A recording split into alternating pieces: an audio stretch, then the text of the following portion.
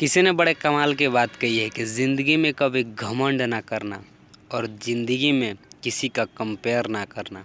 Hi guys, मेरा नाम है राजू कुमार और आप देख रहे हैं ज़िंदगी भरी ज़िंदगी की कहानी। ये कहानी अकबर और बीरबल की है।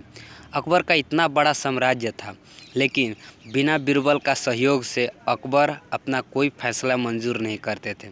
अकबर के पास जो भी फैसला आता था, बीरबल से सलाह लेकर ही उस फैसले को एक्सेप्ट करते थे। एक दिन का बात है, उनके पास काफ़ी पढ़ा लिखा इंसान आया जो विदेश में जाकर पढ़ाई पढ़ा था, काफ़ी हाईएस्ट पढ़ाई किया था। उन्होंने आया और अकबर साहब से बात किया।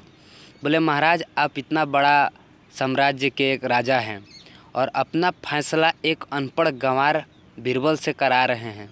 आपको ऐसा नहीं लगता है कि जो भी फैसला अगर बीरबल लेंगे वो फैसला गलत हो सकता है, या फिर कुछ ऐसे फैसले हैं जो कि अकबर जी के मन को ठेस पहुँचे जानने के बाद और बीरबल इस फैसले को गलत दिशा में लेके जाए?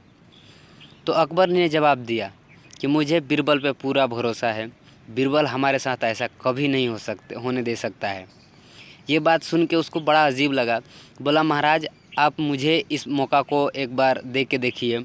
मैं विदेश जाके बहुत बड़ा पढ़ाई पढ़ के आया हूँ और मैं हर प्रॉब्लम को सॉल्व यूँ कर सकता हूँ जो कि हमारे बीरबल साहब के बस की बात नहीं है। अकबर साहब को मन नहीं किया, बोले कि नहीं, मैं बीरबल को अच्छी तरह से जानता हूँ और मैं उन्हीं के बात पे अड़े रहता हूँ, क्योंकि उनका जो भी फैसला होता है वो हमारे दिल की गहराई तक होता है। ये बात सुन के जो पढ़ा लिखा इंसान था वो अकबर को बहलाने फुसलाने लगा कि नहीं, ये जॉब मुझे दीजिए, मैं एक बार ट्राई करना चाहता हूँ, एक मौका मुझे मिलना चाहिए, मैं बहुत बड़ा पढ़ाई किया हूँ। ये बात अकबर को बड़ा अजीब लगने लगा। बोले, ठीक है, आपको एक मौका दिया जाएगा और उस मौके को आप पार कर दीजिएगा तो हम आपको बीरबल की जगह आपको ज़रूर देंगे। बोले, ठीक है महाराज। तो अकबर साहब ने 3 रुपये दिए उनको, 3 सिक्के दिए, 3 कॉइन, और बोले कि जाइए मार्केट में और 3 सामान खरीदी करके लाइए। 1 रुपया इधर का होना चाहिए, 1 रुपया उधर का होना चाहिए और 1 रुपया कहीं का ही नहीं होना चाहिए। समझ जाइए इस बात को कि 1 रुपया इधर का होना चाहिए और 1 रुपया उधर का होना चाहिए और 1 रुपया कहीं का ही नहीं होना चाहिए। ये 3 रुपये जाइए और ये 3 सामान खरीदी करके लाइए, उसके बाद हम आपको अगला जॉब के बारे में सोचेंगे। अब जो पढ़ा लिखा इंसान था वो काफ़ी सोच में पड़ गया, करूँ तो क्या करूँ, ये कैसा सवाल है।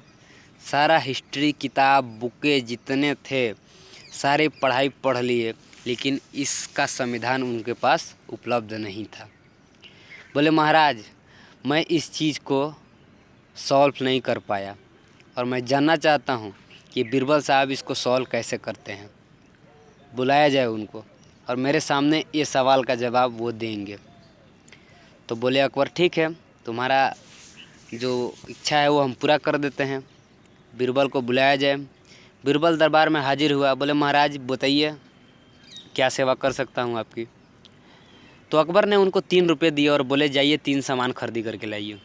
1 रुपया इधर का होना चाहिए, 1 रुपया उधर का होना चाहिए और 1 रुपया कहीं का ही नहीं होना चाहिए। बोले, ठीक है महाराज, दीजिए।